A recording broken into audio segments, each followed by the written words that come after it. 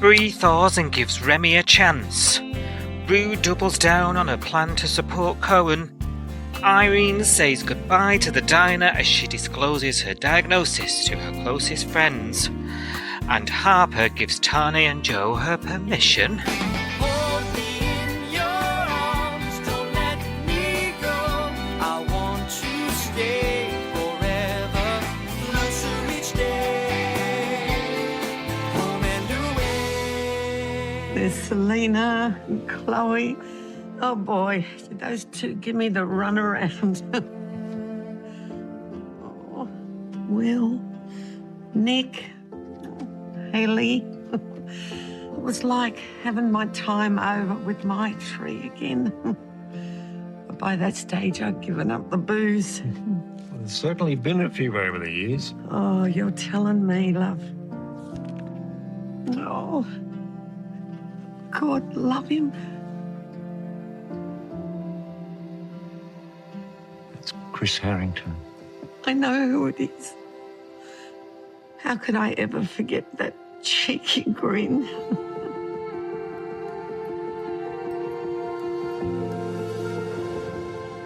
I can explain. I thought you said this was a simple job. If you've got instruction manuals, you really shouldn't throw those out, Irene. Oh, what? So this is my fault now? Let's not point any fingers.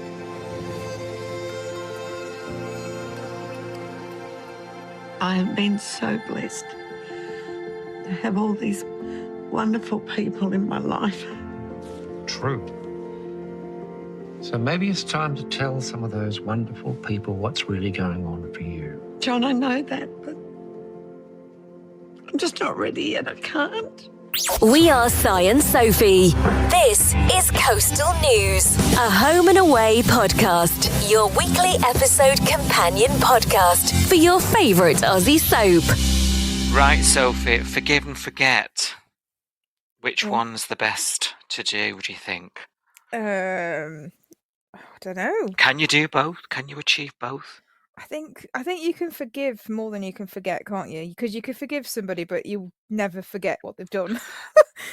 What does that mean? You truly forgive? I don't know. I'm in a can of worms here. Don't with know. The forgive, forget. It depends what it is, doesn't it? Some things you can't forget. So as much as you want to, unless you're Irene, in which case, help a leather doll. She forgot that she was working, forgot that she was meeting John for dinner. So there's a few things I wish I could forget, to be honest. I know. Tell me about it. Yes. How are you? You okay? I'm exhausted. How are you? Oh no!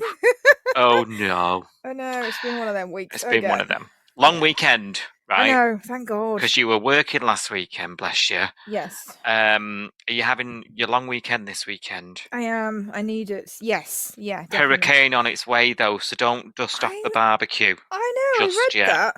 Bloody America sending us their hurricanes. Let's face it, America exports us a lot of shit. True. It's true. Yeah, they can have that back, definitely. Mm-hmm. They can take their politics with them. Yeah, they can take Vance and everybody else back as well. Is he still here? I don't know. Is he on holiday still? I hope not. He can go back with the hurricane. Yes. Mm-hmm. Mm-hmm. Yeah. And he's, I don't know what I'm trying to think. Corn dogs. Oh, yeah. I'm trying to think of an American food off the top of my head. That's the first thing. That's the only thing I could think gross. of. Yeah. Oh God. Have you gone there with them? I have tried. I didn't eat a whole one. I did try a bit because I was like, I've heard about these, and there was something else I tried as well that was like, when you hear food on TV programs all the time, yeah. Like, what is it? It's disgusting. It's almost like a deep fried. I don't know. Hot dog bun. No, it's like a sausage on a stick with like breadcrumby bits around it. I didn't like it. It was gross. Everything. Yeah. Gross. But anyway. Anyway, we're talking about Australia. Yes. Not a corn dog in sight. No, just a horn dog. Levi and Tane. Yeah, which is helpful when you're of a certain age, in the afternoon, you're at work from home. We don't hate it. Yes. How was it for you this week? It was pretty up and down this week, not in a bad way, just in like there was some really heavy stuff, obviously with Irene. And then there was some really like appreciated comedy moments, with like Cash and Archie and that kind of thing, which I really needed and appreciated. So it's been a good week. But I've been emotionally all over the place. What about you? I have, yeah. It's been an absolute roller coaster. Mm. The pace as well. I've been like, it's been jam packed for me, and this pod will be jam packed as a result. Just to forewarn listeners. But there's just been so much going on, and I feel like it's been stop start, and then suddenly I'm off again. And I'm round the loop de loop as fast as possible.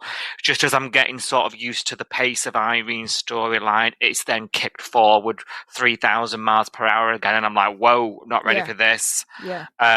It's been a bit of an up and down sort of roundabout week. And I guess that's when soap is at its best, when we're feeling it all, you know. True. It's been a chocker week, and I'm struggling to remember Monday. Much has gone on. That's true. What did happen on Monday?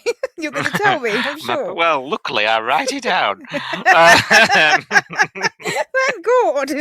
That only you and I can understand, I will say. I do speak fluent Psy now. I do. It's true. But yeah, it's been a landmark week, I guess I'll summarise it as. Yeah. Before we get into it, you've got a very important diary entry Monday. Yes. Soph. Because when chatting on our sister podcast, Investigates, which link is in the episode and every episode description below, make sure you subscribe and follow. We've been chatting to behind the scenes peeps. I'm super excited about this one as well. It's good ep. It's going to be very, very good. First assistant editor, we've announced it on the socials on Friday evening. Marty is joining us to chat about his role editing the show, how the episodes come about, what goes on. It's going to be great, isn't it? We're really excited. So make sure you listen to that. That'll be dropping on Monday on our sister podcast, Coastal News Investigates. Now, home and away this week. Shall we do it? Shall we talk about it? Go for it. Oh, before we do, I do this every week. Last warning, you've got till Friday to vote in the Coastal News Awards. Link is also in the show notes of this episode. And we're going to close the votes on Friday so that we can actually get on with it. So it's been open all month. Make sure you vote. There's been some votes coming in this week, Oh, good. A couple of those categories have been flipped on their head. Oh. So every vote counts. And yeah, we're really looking forward to getting to work on that next month. So get those in. Now we'll talk about home and away. You ready? I think so. Yes. Monday, I'll remind you, Bree and Remi are chatting. Oh, yeah. Bree thinks it's a waste of time to begin with. Doesn't think, they should reminisce about it. She's just being honest, she says. Explain it to me or I'm going to leave. She's still looking for these answers. No one really knows why he's just out of the blue blown his life up. Most of us don't care either. But he says it's because, being an album producer isn't what he wanted. He wanted to be, this whole Kirby getting a dream thing, wasn't it? She gave him a gig, drugs, stroked his ego, and that was enough to throw it all away. And he's begging her, isn't he, at the beginning of the week? And she says, I can't forget. And he's like, yeah, but can you forgive? Do you love me? And I thought, is this going down a bit of a guilt thing here now? Are we trying to sort of... I didn't really like him in this. No. She does come round to see him later on, doesn't she? And says she does love him. She does answer it later because she does leave him on red.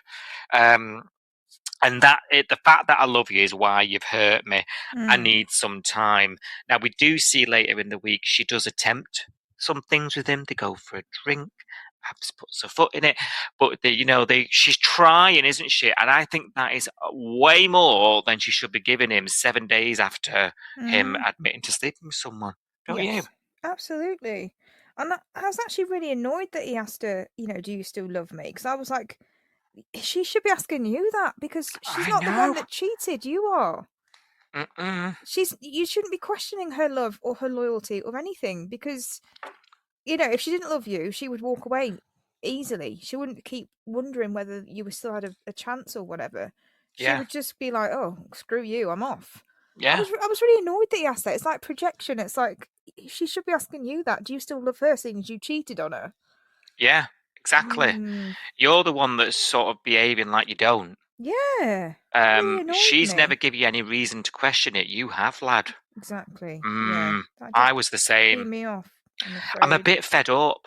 I'm Mm, fed up with him. mm, I saw something, someone was saying, "Oh, I'm really disappointed." And I thought, I'm not disappointed, I'm fuming. yes.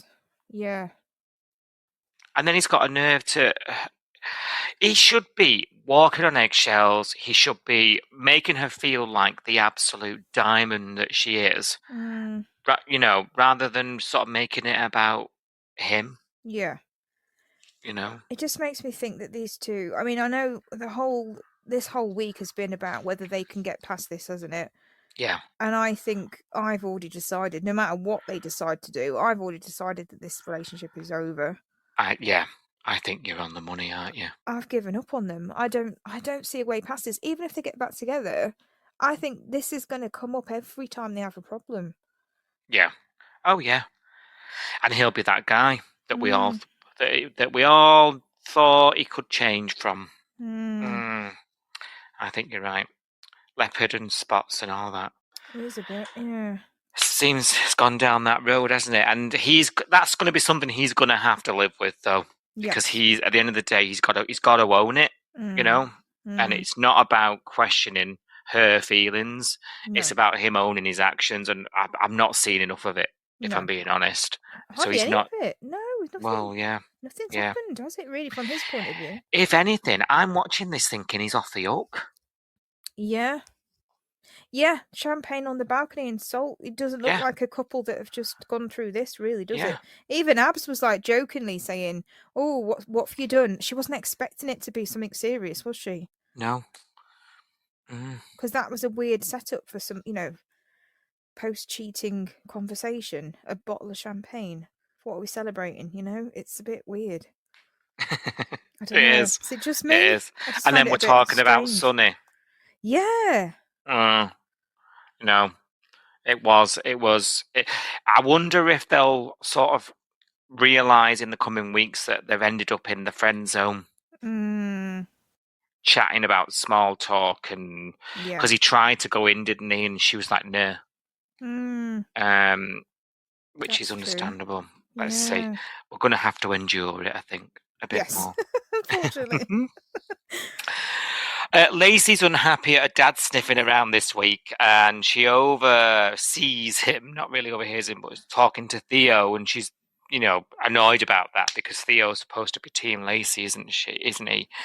And this is actually a conversation where he's saying that he has to deliver some news to Lacey, and she's going to need someone. So I'm quite liking Sarge David's approach here, in that he knows that she's found some support in Theo, and that's his leverage. Like, that's how he's not trying to use it as leverage, though. No. But he knows that he's just giving Theo the heads up that, look, she's gonna be on one, or she needs you, because as it turns out, he sold the family house, hasn't he? That blooming suitcase with all the ballet shoes. Yeah. the stickers on it. And I quite like that David feels like Theo, it can be trusted Yes. to look after his daughter. You know what I mean? And it's not prejudging him. Like, he knows that they've both Yeah. been involved in the Riverboy stuff, and Theo obviously had all that money. And one of the questions you had to ask was it Riverboy activity? Because you've just had 25K stolen, you've been hit over the head, and I know you've been involved with bad people. But he does it in a way that's for a cop, not that judgy for someone that's know. dating his daughter as well. Considering our first impressions of him as well. Yes. Yes. Yeah, I think he's quite fair. Like, I think he's being quite fair with Theo. I do, but I think it's because he recognises that he's not going to get anywhere. So the only way is to use Theo, really. Yes. If anyone's going to speak to him, it will be Theo. Yeah. And I think that's going to take time, but I think Theo will manage to chip away. She is annoyed when she sees him talking, doesn't she? Anyway. When he said he sold the house, I'm thinking, well, what house, girl? Where is it? Can we have a bit of info? This is something that people have been asking, and all I can remember is when they first came into the show, he mentioned something about how he's renting somewhere close by, but it wasn't going to be permanent, and he'd got a house wherever he lived, because they don't live anywhere near the bay, or they didn't live anywhere near the bay. Right. But I don't remember where they said they came from. I'm sure we told Alf, but I don't remember. I don't remember that. But you know what? Well spotted. Because that's obviously gone over my head. I'm sure there was a chat about where he's from, and I mean, I figured they were out of towners, but yeah. So her and Theo go through this suitcase that he drops off when he does, with the bombshell that he's selling up. And it seems like she had a happy childhood, and maybe this is what she needed. So she needed to be reminded that her dad, despite the difficulties that he had to navigate these two poor kids through, he gave them a really good childhood. Yeah. And, she probably needed to be reminded of that.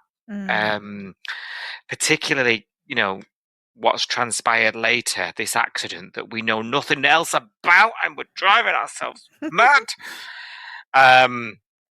Because I think it's about time Joe had some flashbacks, Yeah. But I understand Irene's got the flashback quota, so we can't really complain. Otherwise, might as well put an old episode on.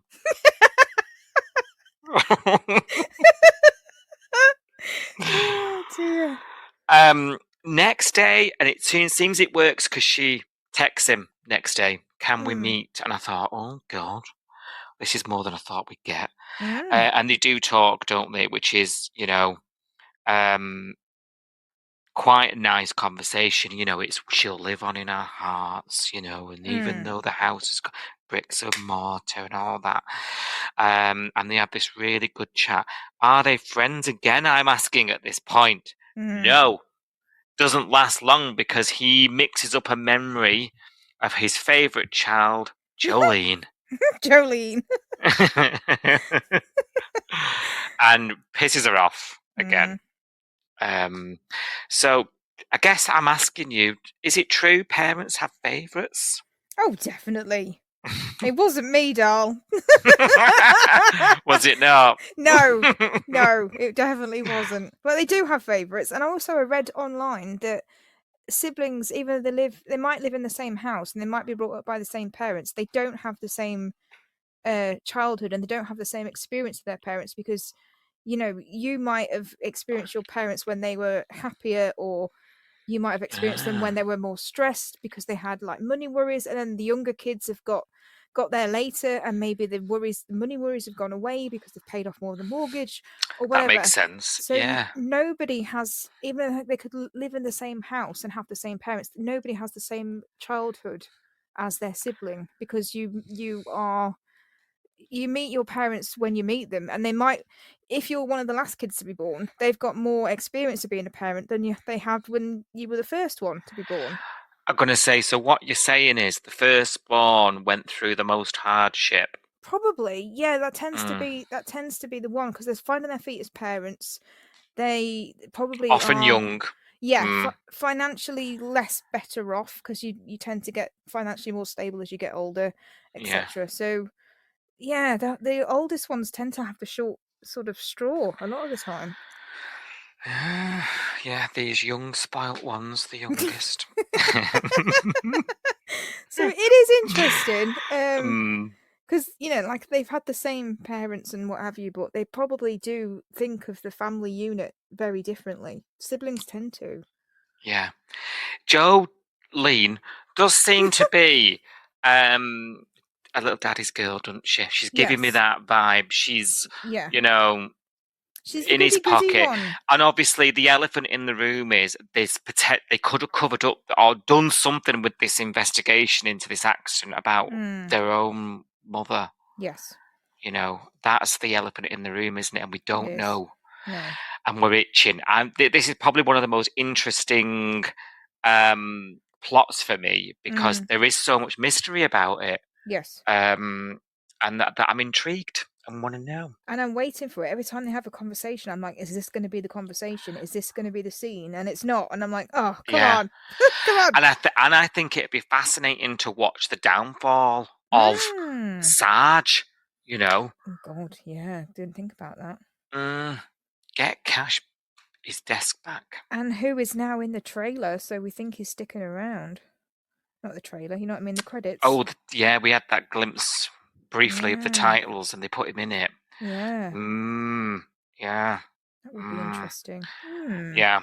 So, honestly, I think it's one of the most interesting stories we've got. Yeah. So, get on with it. Now, the other interesting story is Irene. It's on everybody's lips, isn't it? You cannot get anywhere online at the moment without talking about it because Oz Pace, it's all going on. UK Pace, it's all kicking off. It's everywhere, this story, isn't it? It's the story of the decade, really, on the show. Oz Pace, she left this week, so we're about 6 weeks behind, I think, aren't we? So yeah, I think I read 1st of October for us. Oh my God. It's a Wednesday, which is disappointing. Is it Wednesday? Good. Yeah. Okay. So I don't know what we'll think of something to do to get our immediate reaction. I'm going to be on the Wine Wednesday. Yeah, might book Thursday off. I think I might have to book the rest of the week off just to have a bit of a mourn. Yeah, a bit sad. But the outpouring from Oz has been nuts. Yeah. You don't really do TikTok unless I send them to you. Don't do TikTok, darling. I'm too old. But yeah. There's a big thing on TikTok. Like, it's just people on TikTok, account after account of like, is anyone else's mum crying at Home and Away? Like, there's a big trend on TikTok about Home and Away. I did see, because Marty obviously works on the show that we've got the interview with on Monday. He did share on his Insta story that there was like 1.6 million people in Australia tuned in for the last episode with Irene. Yeah, highest rating, whatever. Wow. I mean, that's mega, isn't it? So yeah. This is a character that everybody knows. Yes. This side of the world, you say Irene on Home and Away, everyone knows who you're talking about. And if she walked down the street here, people would recognise her.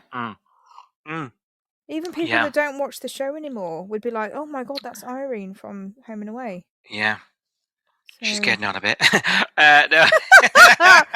Rude. I think she looks fabulous, especially with the blonde hair now. Wow. I know. I hope I can look that glam in my 70s. I won't even make it. I hope I can look that glam this weekend, love.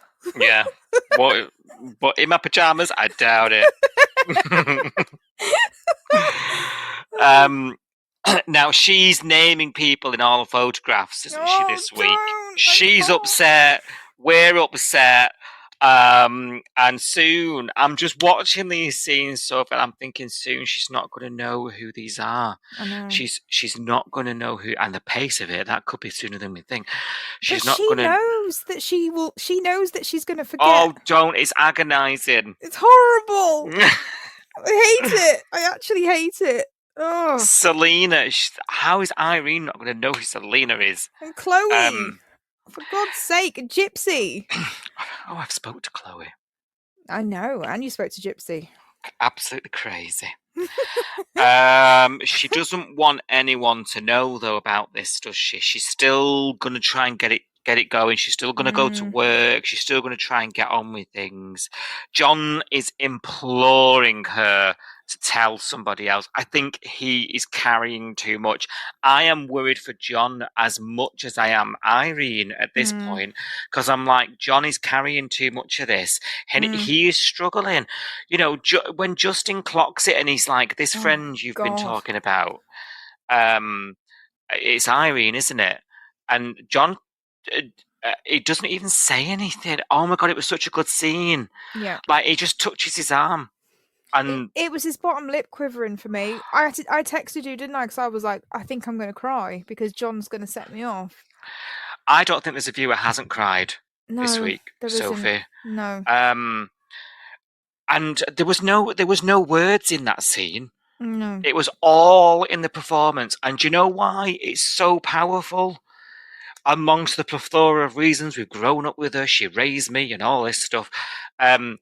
It's because these actors, they're probably not acting in a lot of this. No. And that's why. They're all good friends, aren't they, in real life? Yeah. Now, look, I've said time and time again, I think Home and Away is one of the better acted soaps. I think, do you know what I mean? Yeah. You get the odd dud, don't you? But like... not name any names.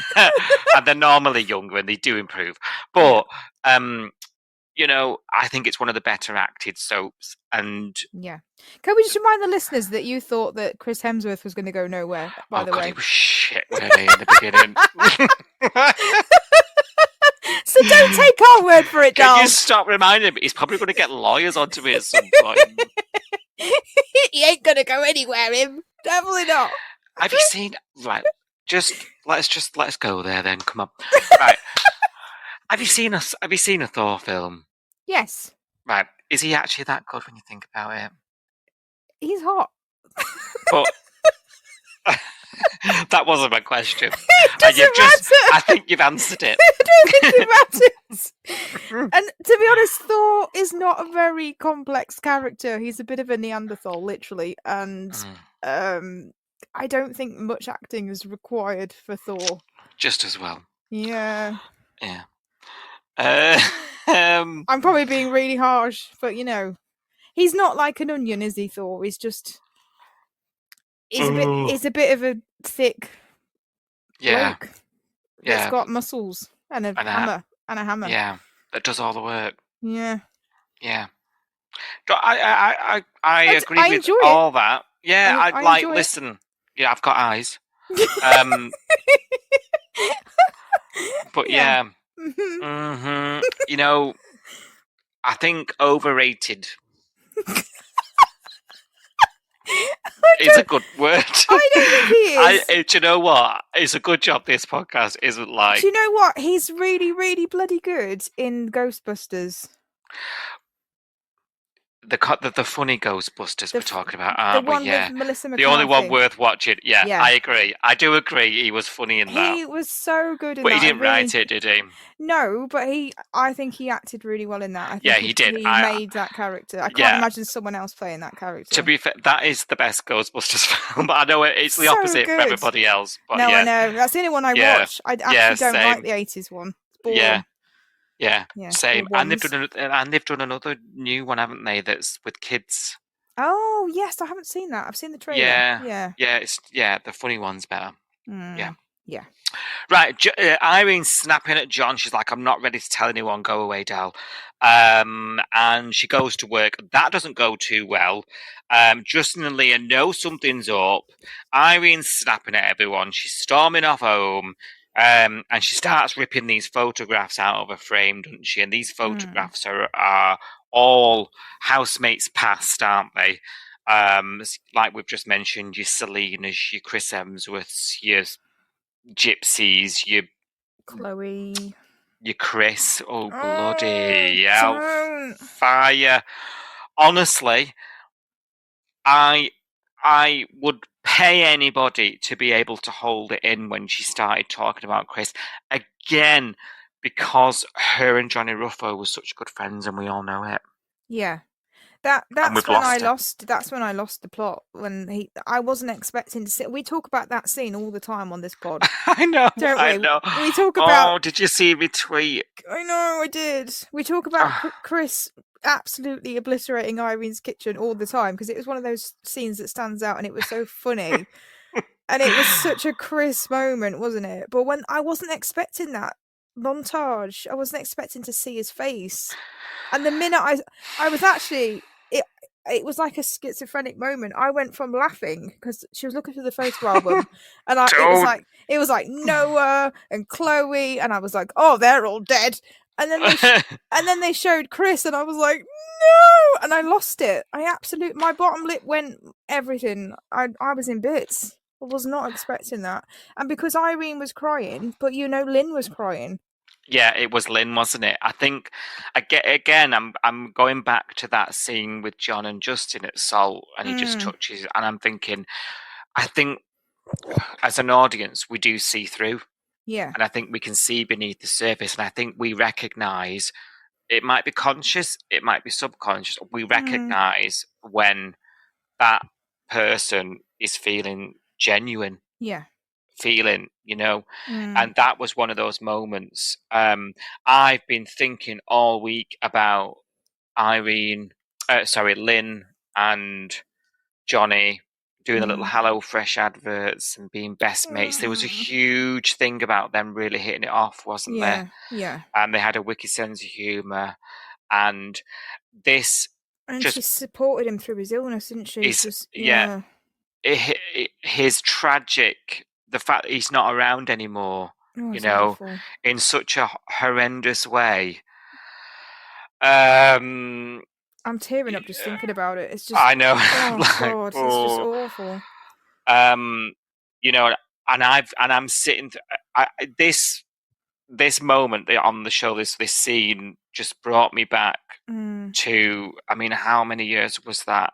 And I don't know. You just start thinking, don't you? Your brain runs away with you. I'm thinking about the times when I was sitting watching the show when he was in it and didn't have a clue of the horrendous things ahead.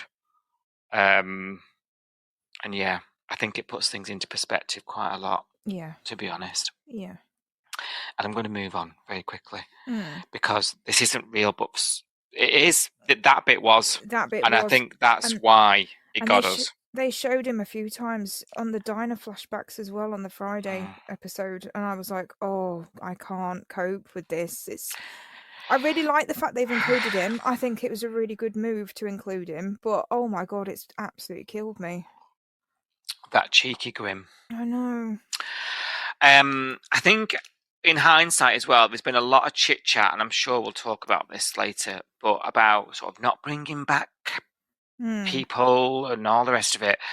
And I think doing this, her sort of, because the whole point of it is she's going to lose her memory. She's going to forget these events, these people, these moments.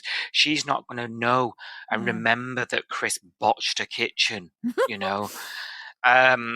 and this is her saying goodbye to those memories. I think this was the perfect way to do it in hindsight. Yeah. I would love to see an old character back as much as the next person, but this is the right way to do it, I think, when I've thought about it properly. Yeah. Right, so we know Justin knows, we know everybody knows. The only person who doesn't know is Leah, but she's, she knows something's up. She knows Justin knows something, and she's really worried, isn't she? Irene's been snapping at her. So she goes over to Irene's, doesn't she? And sort of goes in to, to see how she is. She sees her mid-picture flashback, doesn't she? And Irene gets on the defensive, throws her out, which obviously only worries Leah even more. And look, I'm quite critical of Leah, right? As you know, I'll give it a spades full a lot of the time. But I've got to say this week, she has, whether it's because I know that her and Ada are like best besties. I don't know. I don't know Yeah. whether I'm letting some of that seep in to my emotions attached to it. But her scenes she's getting me just as much as John is, actually. Yeah. And Irene summons her back the next day, and she admits, she tells her everything, and she is in bits, isn't she?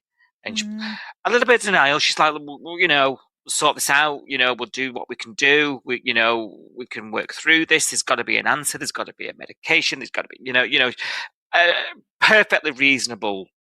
And I think out of everybody, Leah throughout this whole thing has been the rational, reasonable person, actually. Yeah. She was the first one to mention alcohol. She was the first one to, be the one that Leah would be all of us, let's face it. Yeah. Yeah. And there's this really emotional scene of basically Leah's life changing forever. Yeah.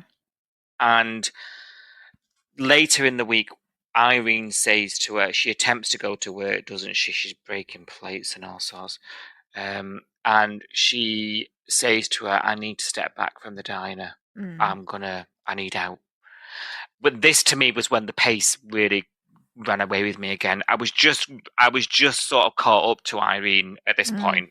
I've been saying like, I'm struggling to keep up with her. It's going a bit fast for me, and I was just getting there. And then now she's give a job up, and I'm like, oh my God, I only found out about this 3 weeks ago. Yeah, it is fast. And I think I was thinking the same thing as well. But then I was remembering, like, in real life, and I know it's not real, blah, blah, blah. But in real life, when you get these diagnoses of Alzheimer's or dementia, one of the things you do have to deal with quite quickly is things like financial,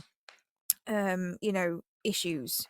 And the while you're compos mentis. Exactly. And it's all about power of attorney normally. And, if you've got a spouse and you own assets that are like a house or a business or whatever, it's about having that power of attorney so that when you aren't in your right mind anymore, someone else has got the power to make decisions for you because you're not able to make those decisions anymore. And I was thinking it is really fast, but because Irene is, a single lady, or a widow, I guess, if you want to be technical, she doesn't have spinster. She doesn't have anyone that you automatically go, oh, they would get power of attorney if things were to go awry. And maybe it is better for her to sort of cash in her assets. I don't know. It does feel quick, but it's like, I think this isn't unrealistic, these kind of conversations about what to do with. I know. Yeah. I just think, again, it's my preparedness. Yes. You have to understand, don't you, that, Irene and Leah at the helm of the diner, it's been 25 years. I know. Yeah. And I've got to adjust, and I'm not ready. Yeah. Yeah. Who's Leah gonna? I mean, she's gonna try and get a loan. Like, Irene and Leah not in the diner. It's like a new family at the Vic. Yes.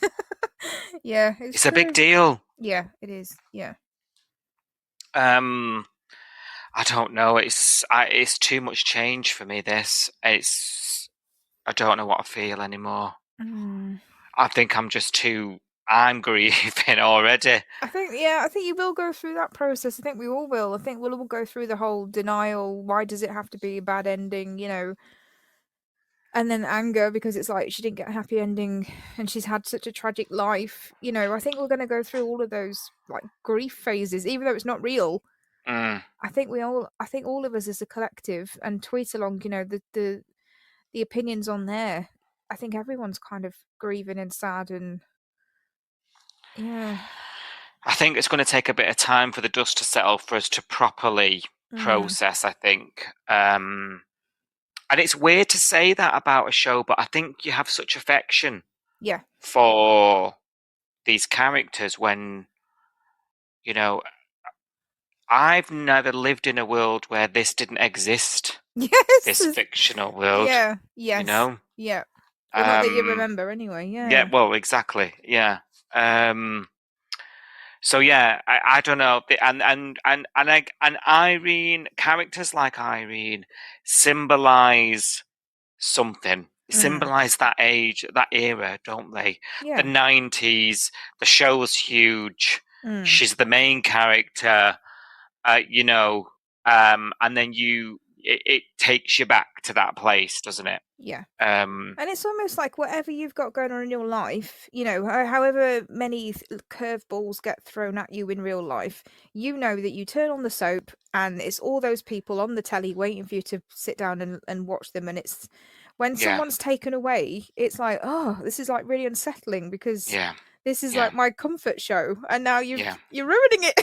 So, you know what I mean? Yeah. It's like, it feels like that, doesn't it? In a way.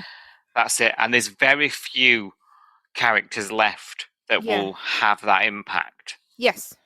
There's only a handful of the legacy ones where it will feel like an end of an era when they go. Yeah, to people our age anyway. Yeah, that's true. Yeah, we have to remember that. It's this is going to be tough, but I think I don't know. I don't know what I think. I don't know what I'm saying anymore. I don't know how I'm going to get. I mean, we've got weeks of it.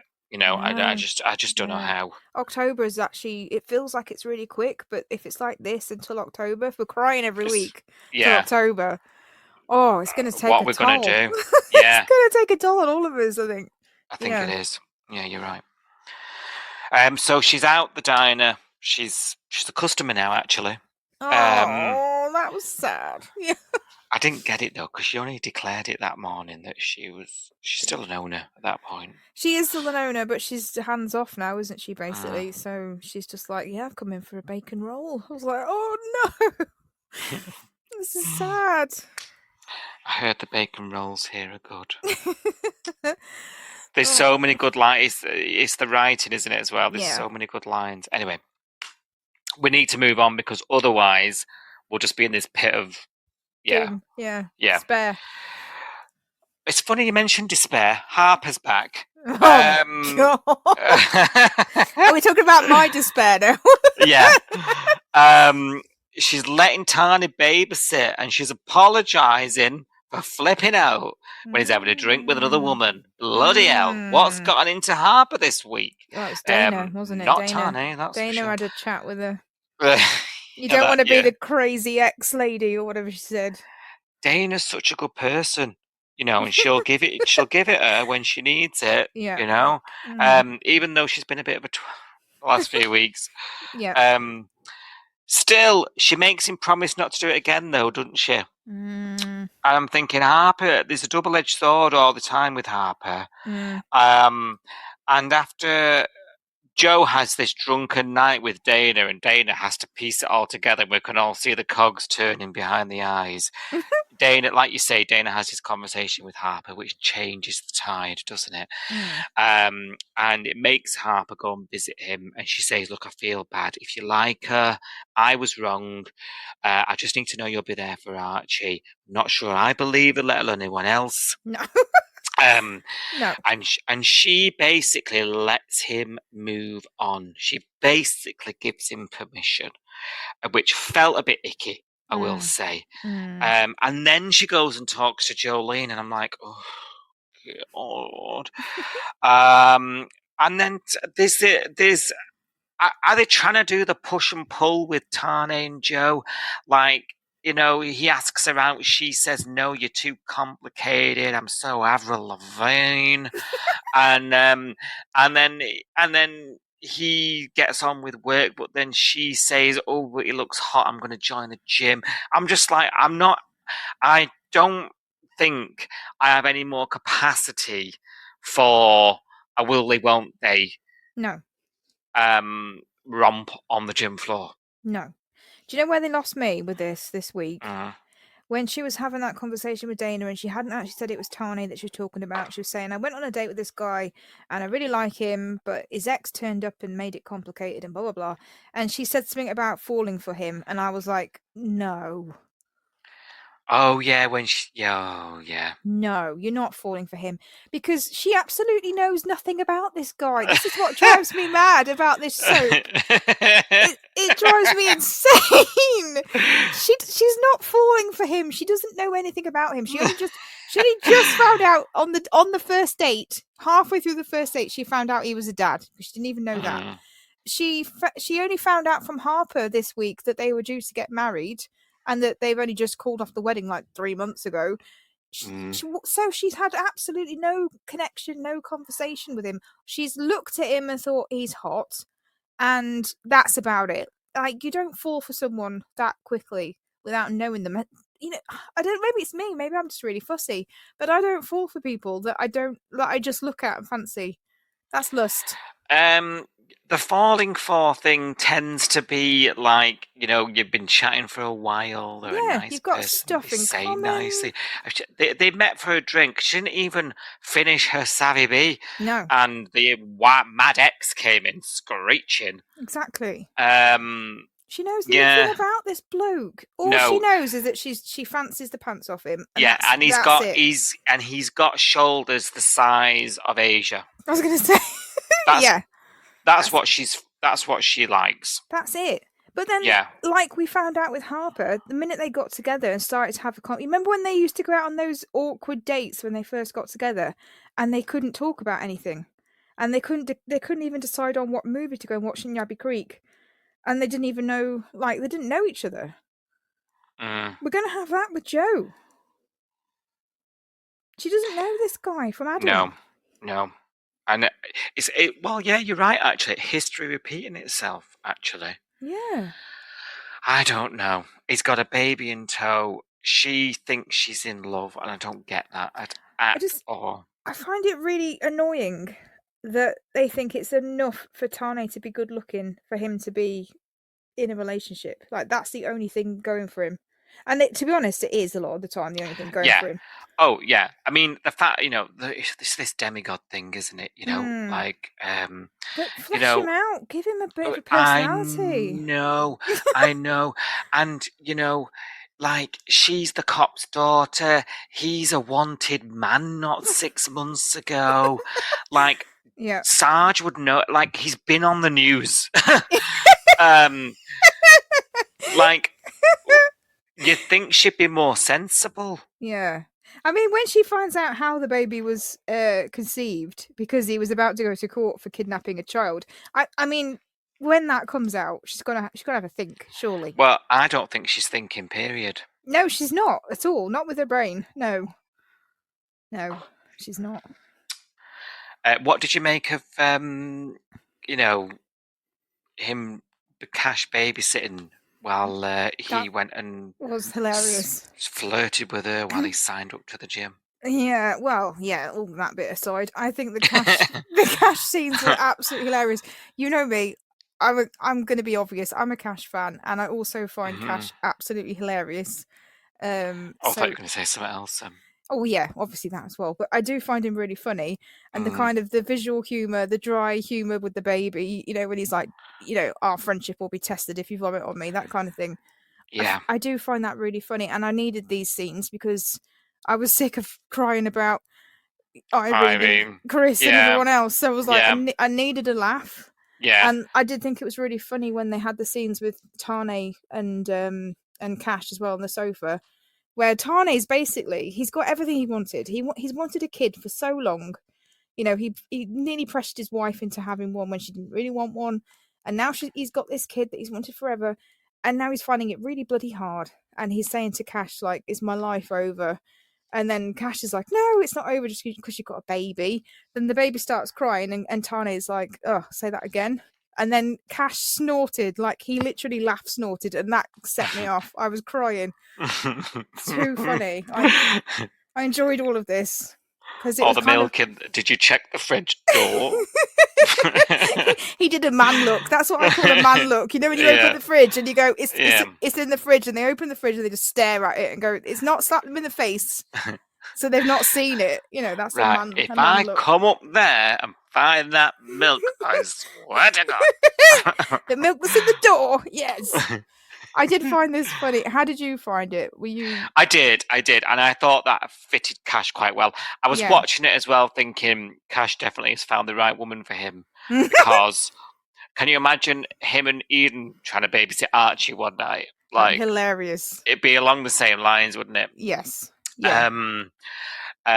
Even to the point where he thinks like Tane can put baby to bed and have a nice evening. You can chill out now, mate. He's like, you do not understand how babies work. They don't just go to bed for 12 hours. Not a chance. Oh dear. You gotta wait till they're teenagers and they do that. Yeah. I guess in this respect, I see a lot of myself in him. Yeah. But yeah. Yeah, so But good on him for sort of putting his hand up. I tell you what though, I was thinking this week who would have benefited from having this Archie, because they've only seen Archie when he's been very, very good, and that's Levi and Mac. Do you know what? I was thinking the same thing, considering what they've got going on this week. This would have been a bit of a wake-up call. This is how hard it is when you actually have the baby. It's like Tane. He was obsessed with the idea of a child, and now he's actually got the reality of one. He realizes it's actually really difficult. And I think Mac with bit of a cock block. Yeah, and also Mac with her obsession. You know, I need to get pregnant now. I need to do all the tests. I need to check ovulation sticks, and need to check Levi's sperm and ring my mom and blah blah blah. If she looked after baby Archie while he was screaming the house down, maybe she would be a bit more chill about getting pregnant. Maybe, and maybe there was a period in time where, you know, Mac and Tane could have been a thing, and maybe she'd have had a baby by now. Oh god. Whether it was hers or stolen, I don't know. Or Ari's, yeah. Yeah. Yeah, but you're right. You're right. If Mac and Levi would have had their little trial run, it could have helped put a few things into perspective. Because look, their week is sort of another. We're moving on a bit, aren't we? We've now decided it's not the woman, could be the man. Remember, he spaffed into a, as you politely put it, into a cup last week. He's been agonising, waiting for the results. He gets them, but guess what? Swimming fine, Dal. None of us saw that coming, did we? No, first look, we Literally. we said. Oh, double entendre. First look, we were talking about his lazy sperm. Do you remember? Do you remember last Sunday night? Mm-hmm. We were talking about who in the bay might have lazy sperm, and you said you said he looks like the kind of guy that would have lazy sperm, and I agreed with you, and we were both wrong. We were both wrong. His sperm are fine. Yeah, apparently. So what's the problem? That was the shortest conversation anyone's ever had on the phone, by the way. He literally said, Levi Fowler, then he did a little eyebrow dance, and then he went, okay, and hung up. And I was like, wow. Can you confirm your name, please? Yeah, you can fine, thanks, bye. It was pretty much that. No problemo. Okay, ta-ra. Sperm is good. Ciao now, bye. It was so funny. He didn't ask any questions. He just went, okay. I was like, wow. Oh, that's so funny. Honestly, the medical teams in Australia are efficient. Yeah. Oh, yeah. And accurate. Yeah. So where are we at with these two? I'm confused, right? They've had all the tests. There's no problem. But then we find out that there was a problem with mother and on Mac's side, and they had to do IVF. So are the tests picking things up or not? Do you know what I mean? Like, what's going on here? I don't know enough, I'll be honest, for someone that I've never looked into actually having a child. I don't really know much. I do the opposite. I'm very much mitigating that happening. So I don't know much about trying. She's taking teaspoons of honey twice daily. It's a minefield. But even on my limited knowledge, I don't think they've been trying long enough for her to be so hung up on it yet. She's you got know, all the kits, though. She knows when I she's know, ripe. I know, but I know people that have taken years to get preggo. You know, it takes a while. I guess she wigging out, and it's the elephant in the room because we don't talk about ages on the show. But is she wigging out because of her age, and she feels like the time might be running out? That's interesting. Yeah. I don't know. Yeah, and that's why she's so thingy about it. I don't know. I can't work out why the urgency. I was going down the sloppy writing route because I was like, well, Okay. we've tested, like, surely Mac, if she had her mum with something, there's an underlying issue somewhere, right? And her mum couldn't struggle. And let's, I don't know if I can remember, but like, she's got the same dad as Dean, right? Yeah. So we've retconned this in, haven't we? Basically, this family problem, because did Dad have an affair, and that's why he had Dean? Yes. Because Dean and Mac didn't know each other existed. No, he had. There was no Dad indication. had an affair, so Yeah. we have to assume that Dad isn't the issue because Dad didn't have IVF to have Dean. Yeah. But there's been no inclination of sort of IVF, and she's in her 30s now. You know, she doesn't know, which I find unbelievable. I've got to be honest. Particularly as her parents are split, divorced. You know, that issue would have reared its head before now. So let's Jenny it. We'll retcon it into the storyline for plot. But maybe then I'm her like, mum's just very, very private. but we've just about her privates. Maybe, but we've just tested Mac. Yes. So if Dad's not the problem, Mum is. It's gonna have come up with Mac, surely. I don't think it's that straightforward. I think you can be absolutely. You mean you can't just vax the clap? No, I don't think so. I think I'm not a medical doctor, but from what I know, I do believe that you can be, everything can be perfect. You can be absolutely in, top bill of health, and the bloke can be as well. And you're doing everything right, and you've got the leaflets that tell you not to do it in the back door, like we've suggested to her before. And she's doing it all properly, and she's doing it when she's ovulating and everything else. And even then, even though you're doing everything right, you can still just not get pregnant. And it's just one of those things. And I think that's what we're supposed to believe this is. Right. I mean, an IVF storyline, which is what they've turned to, is quite interesting, actually. Yes. So. Yeah. Also interesting from the point of view of, can they afford it? Because do they pay for IVF well, in that's Australia? not a problem. Yeah, like Max. Apparently, we don't need to worry about that. In debt, wasn't she? Last time we looked. Well, the restaurant was struggling. Always has done. Yeah. She's look, not having a regular. Levi's paying for the IVF, isn't he? Because there's that. Blatantly. Yeah. There's that conversation on the balcony where he's like, we don't have to worry about the cost. I'm thinking, because he's on a surgeon's wage. Yeah. And he lives in her house. Bunkered in with her, who rents. Yeah. So he's not got any outgoings, has he? No, because he binned off his house with Imogen, didn't he? So. Which was gorgeous. Yes. So he's got money coming out of every orifice. But yeah, I actually think they've been doing it right. I think they've been doing backdoor. I don't think they know what they're doing. It's the only explanation. Like, they've had all the tests, and like, are we in the right door? I don't know. I think this just happens to people sometimes, and you just don't get pregnant on the first 10 goes. You know what I mean? Or however many. And it's really, really crap. And also, like, the more stressed she is, and the more she's thinking during it, I need to get pregnant. I think that probably doesn't help. Yeah. No. Yeah.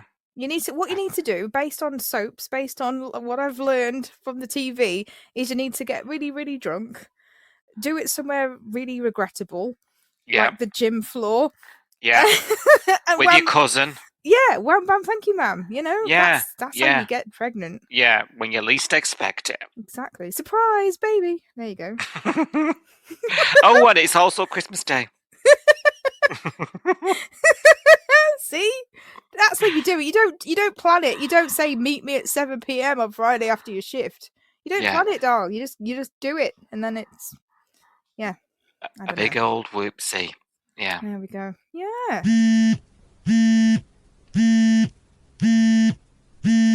Right, Si, it's that time. Are you ready? Am I ready? Your say on the bay. My say of the day. Every week. You know what? We're going to have to laugh at the beginning of this segment because the rest of this segment is going to be really sad because we're going to be talking about Reni and everyone's reaction to Reni. I mean, we just got through talking about it, to be honest. Just about without the tears. But we're going to be doing it again, but we're going to be hearing from other people. So, yeah, this is our funny introduction before the sadness begins. So, obviously, this is your Say on the Bay. Not your Say on the Bay, Si, but you can chip in as well. I've been digging through social medias and reading comments and reactions from people who have watched Home and Away in the UK with us this week, and I'm going to read some of those out. But before I do that, just a quick reminder, we're also on social medias. Yay! Look for us. We are Coastal News Podcast. Woo! I couldn't let that slide. Oh, woo! We are Coastal News Podcast. I don't know what I'm doing. We're slightly delirious. At Coastal News Pod, Facebook, Instagram, Threads, YouTube, Twitter, Blue Sky, etc. Come and find us. We also tweet along live while we watch the show, 6:30 till 7 p.m, Monday to Friday. We like to talk to people on X, Twitter, whatever you want to call it, using the Home and Away UK hashtag. So if you're ready to talk about what's happening on screen as you're watching it, jump on X, Twitter, use that Home and Away UK hashtag and join in the discussion online. It's all good fun. If you haven't got Twitter, you can join our Insta channel, because we've got a channel on there. So if you look for at Coastal News Pod on Instagram, we've got a channel to talk about the episodes as they're airing. We do that again between 6:30 till 7 p.m, Monday to Friday. And if you don't do any of the social medias, because, it's just too much. You've got a life. You're living. Yeah, just too much. You can email us. We've got an email address, coastalnewspod@gmail.com. So, yeah, feel free to drop us an email. So, as I said at the beginning of this segment, we are going to be talking about Irene and people's reactions to this. So it's going to be a bit of a downer, doll. That's all right. I think we're all feeling a bit forlorn, yes, aren't we? So yes. I think, bit of a downer, but we'll get through it. So first up, we've got Julie on Twitter who says, this episode with Irene telling Leah her news is heartbreaking. Yeah, see, I said, didn't I? The Leah scenes are just as powerful as the John ones, Yeah, they are, definitely. This was super sad. Paula said, this is breaking my heart. Lots of these comments sort of saying the same thing, to be honest. Not a dry eye. No, really not. I mean, how else can you react to this, really, I think? We've got another Jamie on Twitter this week, so I'm going to call this Jamie 1 because there's another comment from another Jamie later. So Jamie 1 says, the scenes with Irene telling Leah about her diagnosis were superbly done. Yeah, definitely. You can't really. There's nothing to add, is there? They were superb. They were sad, and they were really well acted. Which is why we cried, Get as many people watching this show as you can. This is such an important storyline, Yeah, it is. Sid on Twitter says, hats off to the writers and cast. This Alzheimer's storyline is a tough watch, but it's so real. The actors have been brilliant, and the well-deserved awards for Lynn McGranger and A Home and Away. Yeah. Oh, that's a nice comment. It is nice. I think being so real, it's the performance, isn't it? It is real. I think we are witnessing people saying goodbye to Irene, Lynn McGranger. They've worked with her for years. I think us, as well as her colleagues, feel the same. Yes. And I think that's why it worked. I think that's why it's hitting hard. Yeah, definitely. Yeah, it is. Oh, it's so sad. Jamie too says, storylines like this highlight how great these actors are. Yeah. Yeah. Absolutely. Yeah. I've said it before. I said it earlier. It's very well acted, this show. It is. Yeah, it is. Definitely. Especially these legacy characters, you know. And that's what we're Mm. going to miss. We're going to miss the fact that, you know, Lynn is such a great actress, you know? I tell you what's interesting. Will we fill in with a returnee? Will we try and move somebody into her space? It'll be interesting. We've touched on this before, but it'll be interesting when it was first announced she was leaving. But like, what will that Irene-shaped hole be filled with this time next year? Yeah, don't know. Can't predict it right now. And will we accept it? More to the point. Well, yes, there is that, isn't there? Yeah. Maybe it's this new Sarge. I know he's a bloke, but it's unusual for us to have a Sarge that has so much sort of screen time, you know, outside of the station. He's in the diner, he's in Salt, he's at the coffee cart. We haven't had that with a Sarge in the past that I remember. That's true. Yeah, and he's in the bloody titles, so he's important. Yeah. And he's older. Yeah, that's what I mean. He fits that kind of age bracket. I'm not saying he's the same age as Lynn, obviously, but he fits that older age bracket. He's got a family. You know, is he meant to be the new Irene? I don't know. Yeah, maybe. Not obviously comparable in terms of character, but I mean just in terms of like that kind of age group needing that person to be there. I don't know. Yeah. One of those characters that aids the youngsters. Exactly, and he's got the advice, and he can help people, and he's there. Yeah. I don't know. Is that? I don't know. I'm just thinking out loud. Not sure. We'll come back to that. Do you think the Langhams will go into the beach house? I've heard rumours that's. Oh, have you? Yeah. Oh my God! I think that's potential. Yeah. That's a mistake.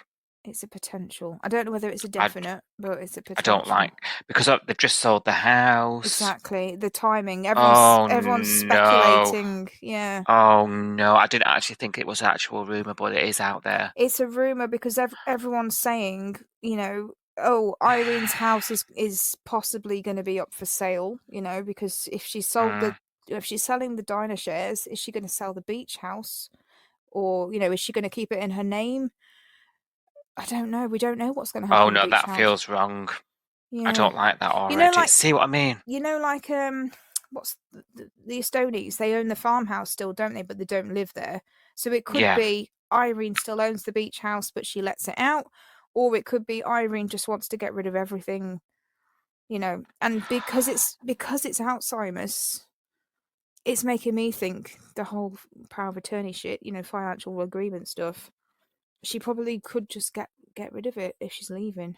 I don't know. Oh, God. I don't know. But people are saying, isn't it an interesting timing that she's going and the Langhams have just, you know, announced they don't have anywhere to live, basically. So. Oh, God's sake. I don't like it. I don't like it. But is David the next Irene? I don't know. Sarge, we'll see. Don't know. It's an interesting one. I do think the age bracket they need another older character to replace her, don't they? Yeah, I agree. That sort of over 50s or whatever that everyone sort of falls into, like John Rue. You know. I'm being polite with some of the ages. Anyway, moving on. Mr. David says Homer's is doing flashbacks. Things just got serious. Yeah. Yes. Yes, doll. Everyone's noticed the flashbacks. But we want some Jolene flashbacks, but we do want those. Yeah, we're going to get those eventually, I think. But for now, it's Irene. We can't have every character flashback in all of a piece, can we? It would make it a bit strange. A bit of a strange episode. Yes, definitely. Nina on Twitter says she's got mixed emotions about the flashbacks. They're kind of sad, but also enjoying them. Is that an awful thing to say? No, I don't think that's an awful thing to say at all. I think, they are enjoyable. It's that nostalgia. I've enjoyed watching the flashbacks, even though they've made me cry my eyes out. You know what I mean? I've enjoyed seeing them. Yeah, it's a weird feeling, isn't it? It's like you want them but also it means something else, doesn't it? Like Yes. Irene's obviously reminiscing or whatever. Yeah, this is because we're one of those soaps that old episodes are really hard to come by. So, revisiting some of these clips is fun, but it's through such a sad lens. Yes. I think the flashbacks, I think what I'm enjoying about the flashbacks is that I remember these scenes. And Some of then them, they're not too old, are they? they're Yeah. not, and because I remember them, like the nostalgia's there, and I actually think it's making me more emotional to see the stuff I'm recognised and I've got good feelings about. That if they suddenly brought Selena back as she is now, I'd be it would drag me out of it, because I'd be looking at her going, that's not how I remember you, because you're obviously going to be older. Yeah. I remember you as like half up down ponytail, Crop top. Yeah. flannel shirts. Yeah. And if she rocked up now, she wouldn't look like that, and it would take me out of it, and I wouldn't feel nostalgic I towards think you're her. right. I think it would be a mistake to bring those kind of people back now, because that would take the shine off it. We'd all be talking about that, exactly what you're saying. Yeah. And I think as viewers, as fans, we can all get a bit bogged down with returnees sometimes. And I think you're right. I think on second thoughts, this is probably a better way of doing it. This is definitely pulling my heartstrings more than I think. If Selena walked in the door, I don't think I'd cry. Yeah. No, same. It'd be like, oh God, Yeah. what does she look? You'd be too she looks focused different on how she looks now. Mm. Whereas if they show a clip of her, yeah, it's different. Yeah, that sounds superficial, but like the clips, we're remembering these characters as they were in that space and time, which means something to us. Whereas her now doesn't really mean anything to me, because she's not been on the show for decades. Yeah. Agreed. So Agreed. no, I think, to summarise, Nina, it's not an awful thing to say. But I knew you and I would feel the same. Yes. Yeah. About that. When I was watching it, I was thinking the same. I knew you'd feel the same. I'm not a fan of returnees anyway, generally.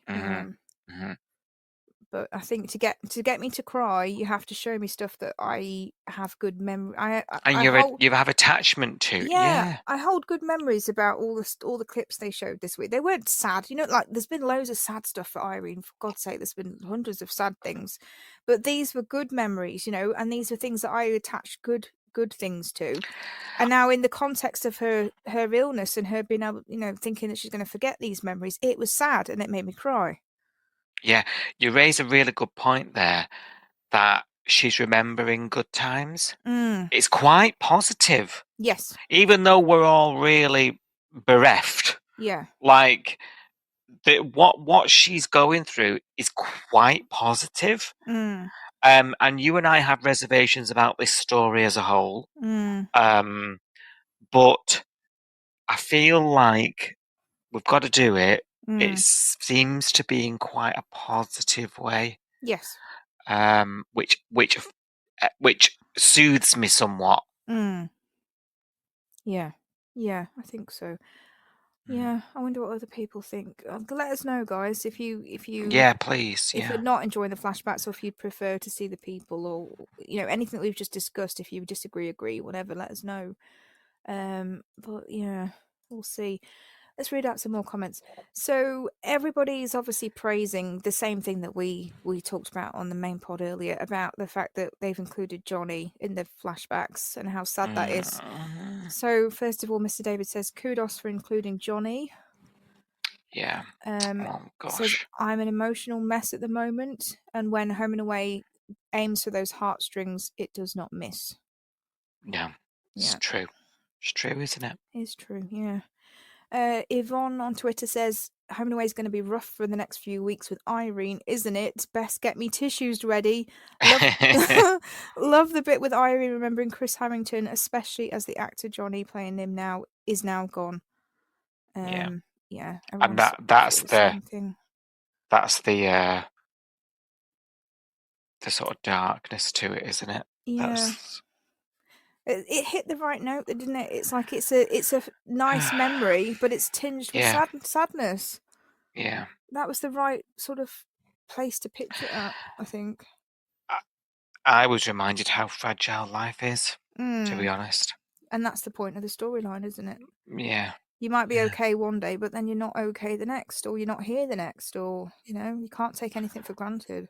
You can live the best life possible.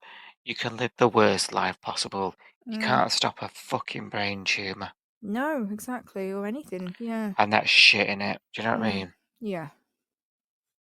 God, I told you this was going to be a downer, this segment. I know, oh God. We'll have to get onto something else at the end. I'm effing and blind in here. Blimey. Mr. David says, getting on my soapbox, pun intended. But today's episode clearly proves why history is so important in soaps, and this is talking about the flashbacks. Yeah, it's true. It is important to remember Irene didn't just rock up at the bay yesterday. She has had this whole life, and it's right to remember it, isn't it? And have that history reminded. And I think these flashbacks, they're going to be littered throughout the next few weeks, I reckon. I hope so. I think, I think I am reading this as Irene, like she said goodbye now. She's she's looking at the photographs and she's saying, she's trying to remember. She's saying bye to these people in her life. Yeah. That's what we're seeing. She had the flashbacks at the diner and she flipped the sign to closed and she started reminiscing, she had the flashbacks to memories inside the diner. As she nears her exit and she says bye to more and more, I think we'll see more. Yes. Yeah. And it feeds that need for nostalgia from us. Yes. Yeah, you're right. I think you're right. Yeah, so we're interested to see who else pops up in the old flashbacks as we go forward there. Yeah.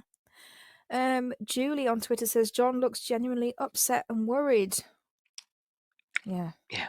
This was sad. Yeah. And Sam replied to Julie and said that part of the storyline is what's hitting me hardest right now. So that John's coping with the story, not Irene.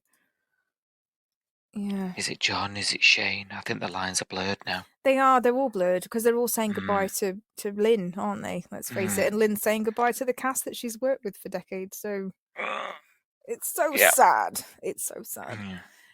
I had a look on Facebook as well. I was brave. God. Just to see what Facebook were making of this. And Julie on Facebook, different to Julie on Twitter. Julie on Facebook says, I think it's wrong that Irene told Leah not to cry. She needed to express her feelings. Yes, I know it's only a soap. She's put in brackets. Yeah, is it wrong That's a good to point. tell someone to cry, not to cry? That's Irene, though. She doesn't want people being upset. She doesn't want to upset people, does she? I think that's her to a core. She doesn't want people worried and upset. Yeah, that's more about her sort of saying, don't cry for me, I'm good, I'm strong, I can do it. She doesn't want to upset anyone, does she, bless her? Is that almost Irene accepting? This is my fate now. Yes. Don't cry for me, I've accepted it. Yeah. Yeah, maybe. I don't know. Difficult, isn't it? Very quick. Suzanne on Facebook says, poor Irene, glad she told Leah she needs all the support she needs right now. Such a heartbreaking storyline. It is. Yeah, definitely. Do you know what's funny? On last week's pod, I'll be very quick, sorry, because I know you're trying to get through these comments. I compared it to, we were talking about other soaps doing similar stories at the same time, weren't we? I am not feeling this emotional about the other ones. No, because if you look at the EastEnders one, Nigel's been a character that's been off screen for so long, I can barely remember him being on screen. Yeah. So, yeah, his storyline is sad, but I'm not feeling sad because I'm like, this guy just rocked up and I don't really have an emotional attachment to him anymore. Maybe I would have if he'd been on the show for if it was Phil, I'd be devastated. But interesting. Nigel, It's just funny how it's ended up on screen at the same time here in the UK. Yes. And one seems to be I'm like Mm. completely like I'm almost like, can I get through the episode? Because like Yes. I'm so attached. And the other one, I'm like, oh, he's left the pan on again. Yeah, but I think it's because he hasn't been on the show for so long, and he doesn't have close relationships with anybody on the square, and even with Phil. And yeah, he's known Phil since he was a kid. I still don't feel like it's not John and Irene. Yeah, this is it. And we're not having scenes like this, are we? It's not You know, Leah what? and Irene, you know? No, yeah, exactly. Even Justin and Irene, even that made me tear up. And they're not what I would call particularly close characters. You know, he's married to Leah and Leah's her, bestie. I get that. Yeah. But even when they had that chat, those two together in the diner, they've had enough scenes together and been through enough together that that got me choked up. Mm. And she's not that close to Justin in the sort of grand scheme, is she? No, So, that's true. Yeah, very true. Yeah, it just goes to show you, really. There's different ways of doing it, and I think Home and Away's gone down your heartstring emotional side, yes. and I feel like some of like EastEnders, for example, has got the same story going on, but it's all about practicalities, and I feel a bit distant from it. I don't have the emotional. It's not. No. It's not pulling. It's not affecting me. No. As much. I tell you what, I know we're going off topic here, but I tell you what else I'm thinking when I'm watching it now is because I didn't realise this until this week, and I think it was you that told me. Jessica Redmayne, that plays Harper, she lost her mum 2 years ago. She had dementia, and she's had conversations with Lynn, in real life, about how to play this storyline out, because obviously Alzheimer's and dementia, the kind of the similar ilk, aren't they? And and like now when I'm watching the show with this information, and I'm thinking, poor Jess, Irene is like an on-screen mum to Harper. When Harper finds out, because at the moment Harper doesn't know about Irene's diagnosis, I don't think. But when she does, I'm almost like, oh my God, watching her is going to be really sad, because knowing that she's been through that in real life with her mum, and then she's having to, do this on screen with someone who's like her on-screen mum, Oh, I'm dreading it, I'll be honest. It's same. And I think it's coming soon, isn't it? Yeah, it's going to be next week, isn't it? So, yeah. I mean, half the bay knows now, so... Yeah, I think she's got to... And these are her housemates, aren't they? So I think it's soon, isn't it? You're right. And how personal.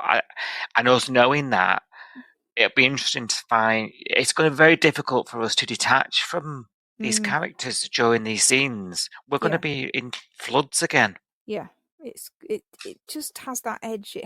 It's almost like, I feel like Lynn McGranger, you're such a witch, because she didn't need to do this to us. I think I would have cried. Whatever the storyline would have been, I would have cried. And I'm sure all these people that I'm reading out comments from, they all would have cried, even if she'd left on a happy note, like, left because she won the lottery and moved off to go and do something. We all would have cried because she's leaving, and that's why we're crying. But she's twisting the knife because she's going, right, I'm gonna have Alzheimer's, and it's gonna be a really sad ending. I'm gonna forget all these people, and I'm gonna have all these heartbreaking scenes, because I know she's had input into the storyline. I'm gonna traumatize you all. She's bloody traumatized. She's ruining our childhood. She's a witch. She's twisted the knife, and I think she's got a little glint in her eye that she knows that she's absolutely traumatizing the audience here. Oh yeah. I love her, but oh my God, Lynn. Yeah. You're evil. You swine. You're evil. Mm-hmm. Oh dear. She knows what she's doing. Yeah, she's gone out in a blaze. She's like, how can I make everybody cry? And the problem is, this has been such a massive thing. I mean, the next one to do it, what are they going to do? Oh, don't. That's a good point. Yeah, how are they going to follow this? That's a good point. Anyway, I digress. I should be reading out. Sorry, yeah, go on. I think we're just so invested Oh God, yeah, everyone is. I mean, these comments tell you, don't they, that everyone's feeling the same thing. It's nice to read them actually, because you're like, I'm not the only sad bastard that's crying into their pasta. Pasta for one or whatever. Leslie on Facebook says, "Well played, Limber Granger and Ada." I mean, yeah, these two. Yeah. You just can't compliment them enough, really. Karen on Facebook, which is not a joke. Poor Karen. Karen says, "Oh, Irene is the show for me. I mean, she's a brilliant actress and I will miss her a lot." Yeah. I think a lot of people feel like that. Irene is the show. Yeah, I mean, that's... She's been on it that long. For a lot of people, they will just think Home and Away and they'll think Irene, Mr. Stewart, you know. They will, yeah. I think of all the sort of long-running shows, though, I think in terms of reinventing itself and changing, I think we'll be okay. Yes. Oh yeah. But right now we're not. We're not okay right now. No, definitely not. No. I'm wondering what bloody finale we're in for. If don't. this is going to be the 1st of October, I know. 6 weeks later, we've got to have some mad drama going on. Well, I hope it's the Langhams. I hope we finally get some flashbacks to that. Yeah, and I hope it's camp and just ends the year on a high. You know what I mean? Because I can't cope with more. I can't be crying in the season finale, doll. No. I'll be dehydrated AF by then.